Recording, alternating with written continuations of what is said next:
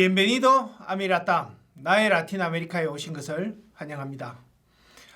지금까지 우리 중남미를 객관적으로 살펴봤는데요. 오늘은 본격적으로 역사에 들어가기 전에 우리와 중남미와의 관계에 대해서 잠깐 한번 살펴보고 넘어가도록 하겠습니다. 과연 중남미는 우리에게 어떤 의미가 있는지, 중남미에서 우리가 무엇을 얻을 수 있는지, 뭐 이런 것들을 한번 살펴보고 그렇게 하고 역사로 넘어가도록 하겠습니다. 중남미와 우리나라와의 관계는요, 1905년에 이민으로부터 시작됩니다. 1905년에요, 한국 사람 1033명이 1905년 4월에 인천항을 떠나서 멕시코로 가게 되는데요. 그때 이 사람들이 타고 갔던 배가 일포드호라고 영국 배였습니다. 배를 타고 멕시코로 가게 되죠. 그래서 1905년 4월 4일 날 멕시코에 출발해서 5월 9일 날 멕시코의 살리나스 크루스 항에 도착해서 여기서 또 기차를 타고 꽈라꽈사라는 곳으로 가서 여기서 또 배를 타고 프로그레소라는 항으로 가서 여기서 차를 타고 메리다, 유카탄 반도의 유카탄 주의 주도죠. 메리다로 가서 여기서 유카탄 반도의 각 농장으로 흩어지게 되는데요. 그럼 이 사람들이 무슨 일을 하러 갔느냐 하면은 바로 에넥갱 농장이죠. 에넥갱은 선인장의 일종입니다. 근데 그 당시에만 해도 아직까지 화학 섬유 이런 게 없었기 때문에, 나일론 이런 게 없었기 때문에요, 선박에 쓰이는 로프 이런 것들을 다 이 천연 섬유에서 얻어서 썼는데 그 중에 가장 질긴 천연 섬유가 바로 이 선인장의 일종인 에넥갱에서 나왔던 거죠. 이게 다 그 선인장에서 추출한 섬유들이죠. 그죠?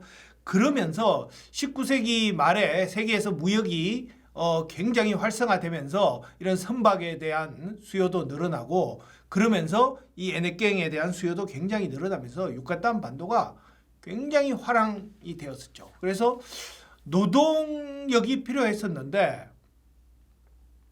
그 당시만 해도 이미 노예 무역이 금지되어 있었거든요. 그래서 그 노동력을 어디서 데려오느냐 해서 주로 이제 중국에서 많이 데려갔습니다. 중국에서 쿨리 노동자라 그래서 이미 멕시코 이전에 페루, 쿠바 이런 쪽으로 중국인 노동자들이 많이 갔어요. 그래서 페루 인구는 지금 뭐 한 5%에서 10% 정도가 중국계가 있죠. 그리고 쿠바에도 뭐 어떤 사람들은 그렇게 이야기하더라고요. 쿠바 인구의 3분의 1은 중국인들의 피를 가지고 있다.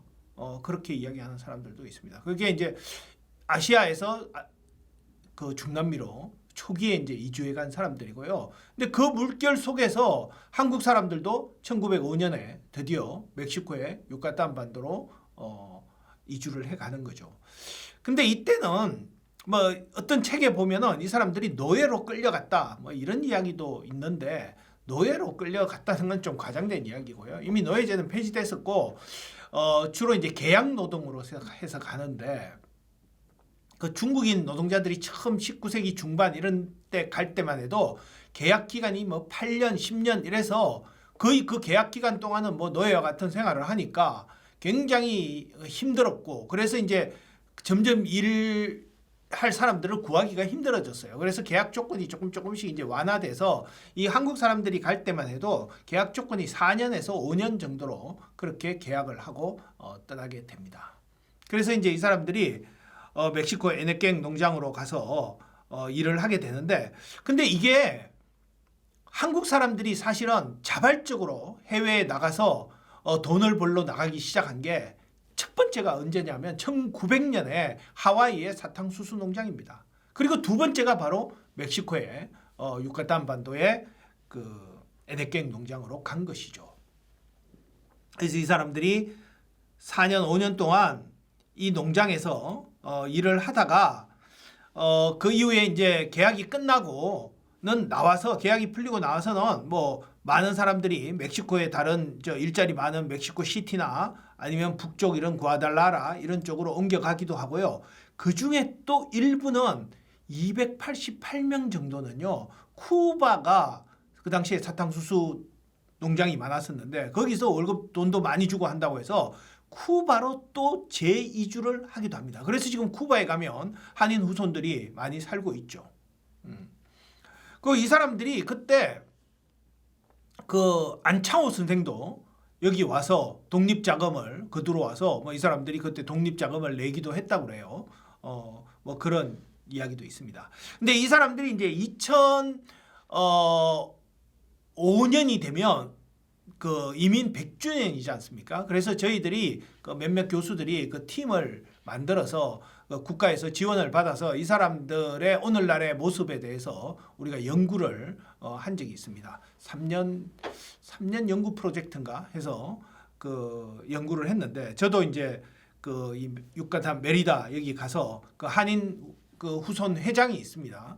율리세스 박이라고 그 한인 후손이 있는데 그 사람하고 만나서 그 이 유카탄 반도에 있는 그 농장들 아직도 여기 그 농장을 떠나지 못하고 있는 사람들도 있더라고요. 그 계약 기간 동안 뭐 빚을 지거나 이런 사람들은 그 농장을 떠나지 못한 사람들도 있었고, 그리고 뭐 그런 계약이 다 풀리고 난 다음에도 뭐 자기가 여기 사는 곳이 그냥 마음에 들어서 거기에 계속 눌러 사는 사람들이 제법 있었던 것 같아요. 그래서 이 유카탄 반도에 차를 타고 막 시골로 가면은 옛날에 그 사탕수수 있었던 그런 마을에 가면 한인들 후손들이 지금도 살고 있어요. 그래서 그런 사람들 다 만나서 인터뷰도 하고 뭐 설문조사도 하고 했는데 그것도 이 사람들이 3월 1일 날 또 다 모이거든요. 3월 1일 날 모이고 8월 15일 날 광복절 때도 한 번씩 모이고 하는데 그때 이제 사람들 많이 나왔을 때 이제 또 우리 설문지 돌려서 설문조사도 하고 해서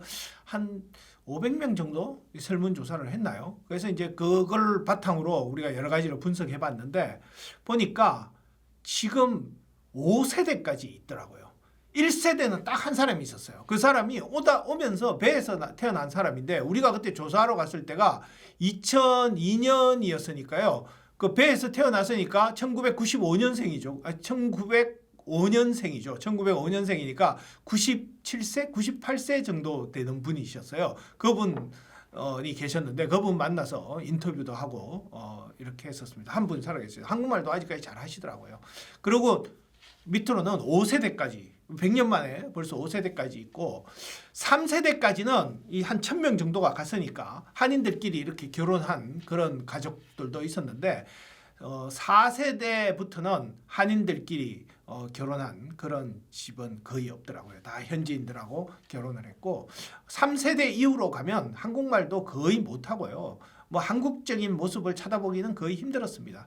근데 이제 한국적인 모습을 이 조금 남아 있는 거는 뭐냐 하면 음식들을 집에서 이런 한국 음식들을 해 먹더라고요. 뭐 만두도 해 먹고 김치, 뭐 잡채 뭐 이런 것들도 해 먹는데 그게 이제 전통적으로 쭉 내려오는 그런 거라기보다는 제가 볼 때는 그 이런 3.1절이나 광복절 행사에서 이제 한국 음식 대접하고 하니까 그런 거 먹고 맛있으니까 아마 집에 가서 다시 해 먹게 되는 뭐 그런 게 아닌가 싶어요. 그러고 나서 하여튼 여기가 처음에 이제 너무 힘들다 이런 소문이 났기 때문에 그 이후로는 한국에도 그런 소문이 퍼져서 그 이후로는 사람들이 더 이상 오지 않았습니다. 그러면서 이제 뚝 끊겼어요. 그래서 이제 한국하고 중남미의 관계는 이때 1905년에 1033명이 멕시코로 유카탄 반도로 이주하고 그중에 일부가 또 쿠바로 이주한 거.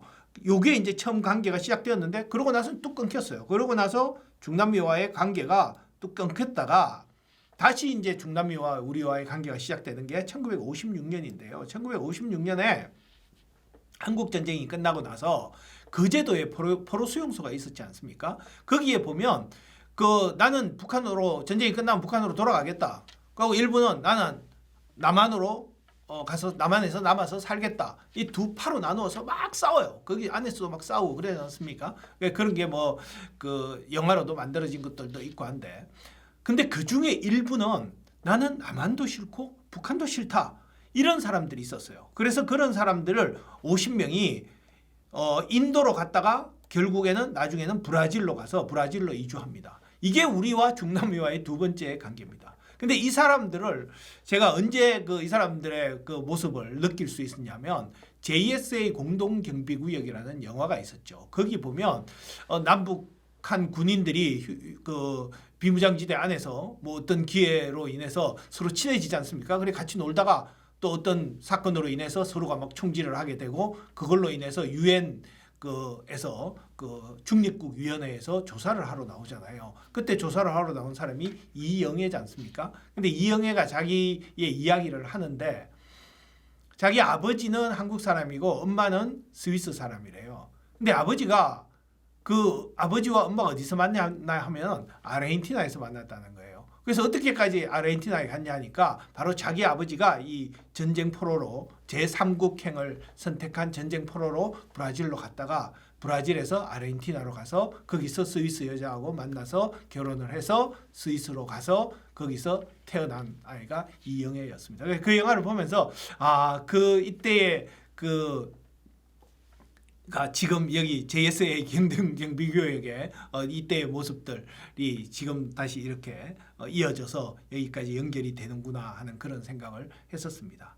그러고 나서 또 뚝 끊겼어요. 중남미와의 관계가 뭐 전혀 없고 뭐 그때까지만 해도 우리가 뭐 수출을 하고 이런 때가 아니니까 뭐 경제 관계도 없고 아무런 관계도 없고 뚝 끊겼어요. 그러다가 다시 이제 중남미와의 관계가 시작된 게 1963년인데 1963년에 브라질로 우리나라 사람들이 이주를 해갑니다. 브라질은 땅이 넓은 나라지 않습니까? 뭐 개간할 땅도 엄청 많고 그걸 할 사람도 없고요. 근데 이제 예전에 그 일본 사람들이 브라질에 가서 아주 농업 이민을 해서 성공을 거둔 적도 있습니다. 그래서 뭐 심지어 뭐 일본 사람들이 브라질 사람들의 입맛도 바꾸었다고 할 정도로 예를 들면 뭐 오이 같은 거 브라질 사람들이 안 먹었었는데 일본 사람들이 가서 재배하면서 브라질 사람들이 오이를 잘 먹게 됐다. 뭐 이런 이야기도 있어요. 그러면서 그 일본 이민이 브라질에서 굉장히 성공을 거두었었거든요. 그래서 뭐 같은 그 비슷한 한국 사람들도 그렇게 이제 잘 할 수 있을 거다 해서 농업 이민을 한국 사람들한테도 받아들였어요. 참고로 여러분 그때 일본 사람들이 얼마나 그 브라질에 많이 갔었냐면요. 전 세계에서 일본 다음으로 일본 사람이 많이 사는 곳이 브라질입니다. 그럴 정도로 그때 많은 사람들이 많은 일본 사람들이 브라질로 이민을 갔어요. 그래서 그 일환으로 한국 사람들도 이제 브라질에서 이민을 받아줬던 거죠. 그래서 이 사람들이 이제 농업 이민으로 갔는데 그래서 뭐 땅을 헐값에 이제 정부로부터 뭐 사서 그 땅을 이제 개간하려고 받았는데 막상 가보니까 뭐 뱀 나오죠, 독축 나오죠, 밀림 속에 그 개간하고 그게 보통 쉬운 일이 아니거든요. 정부에서 정말 농업 기술자들하고 해서 뭐 기계 이런 거 다 해서 막 이렇게 보내서 그거를 체계적으로 한 게 아니라 그냥 뭐 한국 사람들이 한번 새로운 살 길을 찾아보겠다고 해서 그냥 농사도 한 번도 짓지도 않던 이런 사람들이 가서 보니까 너무나 그 상황이 열악하고 해서 이 사람들이 농사를 짓지 않고 도시로 다 나오게 되죠. 도시로 나와서 장사를 하게 되는데 우리나라 사람들이 참 강인하고 생존력이 있는 게 그렇게 장사를 하면서 성공을 거두어서 지금 브라질에 가면요. 봉해찌루라는 곳이 있는데요. 여기는 우리나라 동대문 같은 곳이에요. 의류 전문 상가 이런 쪽인데 여기에 상권의 65%를 한때 한국인들이 장악을 했습니다. 지금은 뭐 중국인들이 많이 들어와서 한국인들 상권이 많이 줄었다고 하는데요. 그러면서 정말 봉해주르의 신화를 만들고 이분들은 뭐 지금 다들 브라질에서 아주 잘 살고 있죠. 그런데 그렇게 하니까 이 브라질에서는 야 농업 개발하라고 이민을 오라고 했는데 농업은 하지 않고 도시로 다 나와서 장사를 하니까 그다음부터 금지해버렸죠. 그래서 그다음부터 우리나라 사람들이 브라질로는 못 가게 됐습니다. 그래서 대안으로 찾은 게 그 옆에 파라과이였습니다. 파라과이 가난한 나라잖아요. 그래서 그 파라과이에서는 뭐 돈 받고 이민 같은 거 이런 것도 뭐 받아들이고 막 이런 식으로 하면서 우리나라 사람들이 파라과이로도 많이 이주를 합니다. 근데 그 중에 상당수는 파라과이를 거쳐서 브라질로 아르헨티나로 이렇게 넘어갔죠. 그래서 파라과이로도 많이 이주를 했고요. 그다음에 이제 아르헨티나도 또 땅이 넓고 이런 곳이니까 한국 이민들을 농업 이민을 많이 받아들여요. 근데 그 마찬가지로 아르헨티나에 가서도 뭐 넓은 땅을 막 개간하려고 이렇게 헐값에 이렇게 받았는데 그거 뭐 농사도 안 짓던 사람들이 가서 하기는 힘들죠. 그래서 뭐 일부는 뭐 조그마한 농장을 성공을 거둔 사람들도 있지만 대부분은 도시로 나와서 장사를 하죠. 여기도 섬유업으로 장사를 하는데 아르헨티나에서 제일 큰 시장이 온세라는 시장이 있거든요. 그 온세 시장을 한인들이 가서 거의 뭐 거기서 성공을 많이 거두고 그 시장을 장악하다시피 했죠. 근데 거기 그 시장의 그 상가를 소유하는 사람들이 주로 유대인들이 많았어요. 그래서 그 장사가 잘 되고 하니까 그 임대료를 올리고 하니까 한인들이 그 비싼 임대료 못 주겠다고 그 옆에 뭐 주거지 같은 곳에 아베자네다라고 있거든요. 그 마을로 옮겨서 거기를 새로운 상권으로 만들어 버려요. 그래서 아르헨티나 사람들은 그거를 아베자네다의 한인 현상이라고 부를 정도입니다. 그럴 정도로 상업에서 아주 성공적인 모습을 보여주죠. 그래서 아르헨티나에서도 그런 한인들 이민들이 있고요. 멕시코 같은 경우에는 그 다음에 이제 한인들이 많은 곳이 멕시코인데. 멕시코 같은 경우에는 제가 멕시코에 유학을 갔을 때 1985년 이 무렵에 갈 때는 한인들이 한 500명도 채 안 됐었어요. 거의 없었거든요. 근데 이제 그 이후에 아르헨티나 경제가 어려워지면서 아르헨티나 사람들이 멕시코로 많이 이주를 해왔고요. 그다음에 한인들도 뭐 나프타 뭐 이런 거 하면서 멕시코로 많이 또 이주를 해왔고 해서 지금은 멕시코에도 많은 한인 후손들이 있습니다. 그래서 지금 보면 중남미에 한인들이 가장 많은 곳은 여기 쭉 보면 브라질, 우리 한인 동포들이 가장 많은 나라가 뭐 중국, 미국, 일본, 캐나다 쭉 해서 11번째로 많은 나라가 브라질인데 한 5만 명 정도가 있고요. 그 다음에 아르헨티나에 한 2만 명 정도가 지금 거주하고 있고요. 그 다음에 멕시코에 한 11,000명 정도가 거주하고 있고요. 그 다음에 이제 과테말라 여기도 한 5,000명 정도가 거주하고 있고 파라과이는 많이 줄어서 파라과이에도 한 5,000명 정도가 거주하고 있습니다. 그래서 이렇게 중남미와 한국과의 관계는 바로 이렇게 이민으로 시작되었습니다. 그리고 외교 관계를 잠깐만 보면 우리가 중남미하고 처음으로 외교 관계를 맺은 것은 1959년에 브라질하고 수교를 시작하면서 우리와 중남미의 외교 관계가 시작이 됐는데요. 지금은 중남미 33개 국가 중에서 쿠바를 제외하고 32개 국가 수교를 하고 있습니다. 참고로 우리가 세계에서 유엔 회원 국가 중에서 정식 독립국가 중에서 지금 미수교국으로 남아있는 나라가 지금은 쿠바, 시리아, 마케도니아 요 세 나라죠.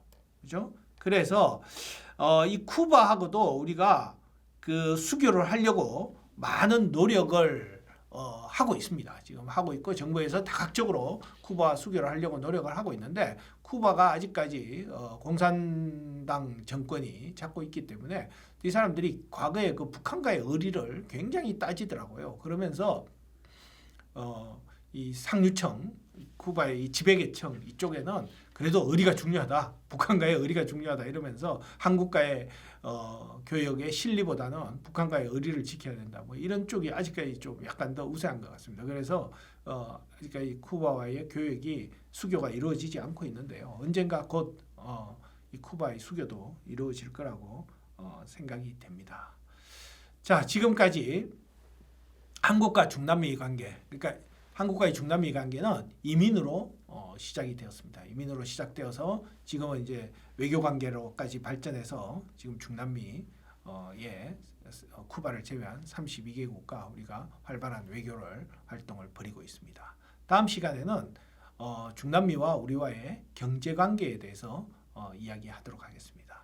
오늘은 여기까지 하고 마치도록 하겠습니다. 여러분 안녕.